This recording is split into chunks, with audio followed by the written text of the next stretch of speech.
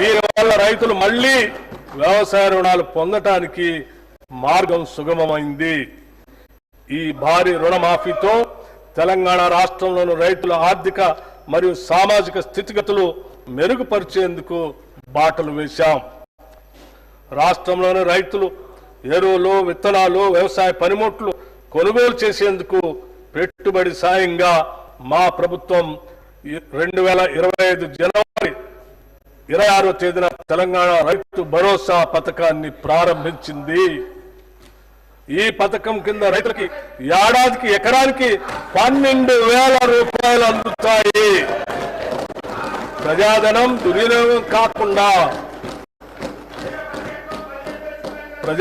దుర్వినియోగం కాకుండా అవకతవకలకు అడ్డుకట్ట వేసి సాగుకు యోగ్యమైన భూములన్నింటికీ రైతు భరోసా అందిస్తున్నాం.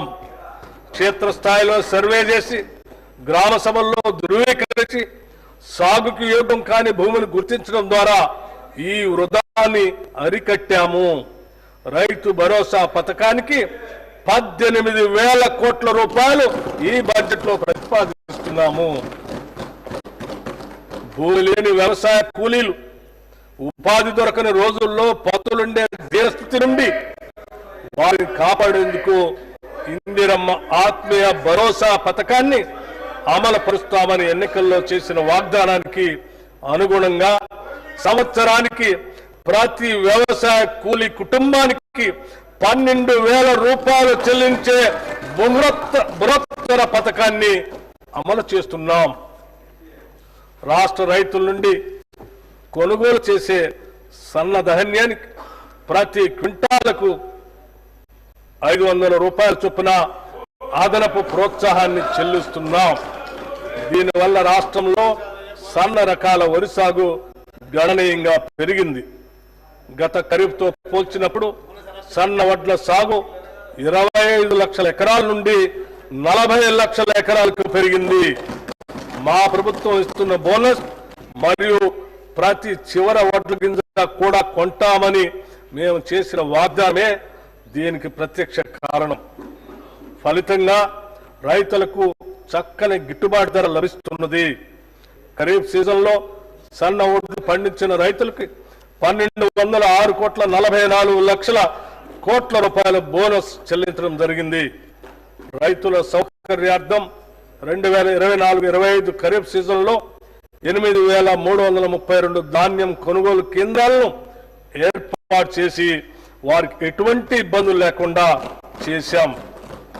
అకాల వర్షాల వల్ల ధాన్యం పాడవకుండా పండిన ధాన్యాన్ని రైతులు కొనుగోలు కేంద్రాలకు తీసుకువచ్చే సమయంలో ఎటువంటి నష్టం జరగకుండా గంటకు వాతావరణ సూచనలు అటు రైతులకు ఇటు కొనుగోలు కేంద్రాలకు తెలియజేస్తున్నాం. అధునాతన డ్రైయర్లు, ధాన్యం క్లీనర్లు, తగినన్ని టార్పాలిన్లు రైతులకు అందుబాటులో ఉంచడం జరిగింది. వ్యవసాయ మార్కెట్ యార్డుల్లో వసతుల అభివృద్ధికి 181.98 కోట్ల రూపాయల వ్యయంతో వివిధ అభివృద్ధి పనులను చేపట్టాం.